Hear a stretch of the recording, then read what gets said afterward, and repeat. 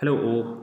Now, let me try to break down my vision into its constituent parts, fragments, the parts and fragments that it tries to unify. For me, those parts are mainly problems, and either problems of integral or doing integral, or problems with society at large. And my vision of an integral monastery is there to help us get over these obstacles, and it will become more comprehensible once I sketch out these problems. So let me start with one of these problems that I believe are related to integral, which is to coordinate those who are interested in integral. I think it's a huge challenge, and it's much more difficult than coordinating two people who might share a specific interest, like playing chess. For one, integral, for example, can mean so many different things. It speaks to all the stages, and it speaks to you independently of what type you are. So the way you enact integral and interpret it, there are so many different ways you can approach it. The likelihood of two people meaning the same thing with the word is just very low. I think we have seen this in the past.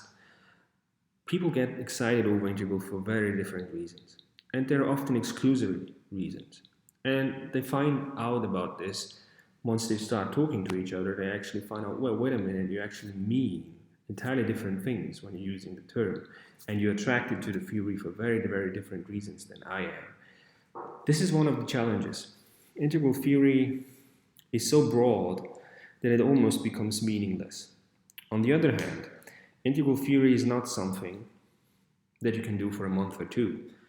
It's something that doesn't really take months, it takes entire lifespans. If you just wanted to read through Weber's major sources, it will basically take you an entire life. So not only are there different interpretations of what an integral means, to that you also have to add a temporal perspective. So even if two people mean the same thing, have a very similar approach to integral, still the likelihood that they will take up the same practices at this specific moment in time is still is still very, very low. I, for example, might be interested in taking up a contemplative practice. You might be interested in taking up a dialogical practice. Both of them have their place within integral, and both of them are important constitutive elements. And yet you can't often have it both ways, because the practices that are out there that you could actually take up and that you could join, the practices that are in your environment, mostly are fragmented and mutually exclusive. So you have to make a choice. As Wilber said, if you really want to learn a specific practice, you must swallow the whole fish. And it's still this way. You have to make a choice and to commit yourself to one specific tradition. So the likelihood of two people meeting and sharing an interest in the very same tradition is extremely low. It's like the likelihood of two people meeting and sharing an interest in reading the same book at the same time. So how can we help with that problem of coordinations? There are a few other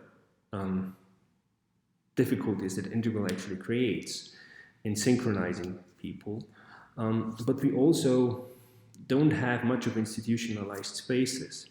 In other words, we are not locked in the same room at the same time and made to read the same books together, like we are in universities, for example. That's how you synchronize and coordinate people in our established institutions. You just put them into the same space, you lock the door, and you don't let them get out. You give them a certain time frame and make them do the same things. Now, we don't have anything like that with integral. So how can we deal with that problem? How can we make it more easy for people to coordinate with each other? I don't know about your ideas. Now, my suggestion is to, on the one hand, copy traditional institutionalized spaces and do what they have been doing forever, basically, because they wouldn't have been successful and they wouldn't have made it if they hadn't contributed something important. So I think it would make sense to mimic them. This is one aspect that I will build into these integral monasteries. The other one is I would make much more transparent where you're actually at as an individual. Because the more transparent you are without actually speaking about it, without actually having to create a narrative about where you're actually at, the more transparent it becomes to others where you're at, I think the more likely it is for people to be able to find each other at the right time.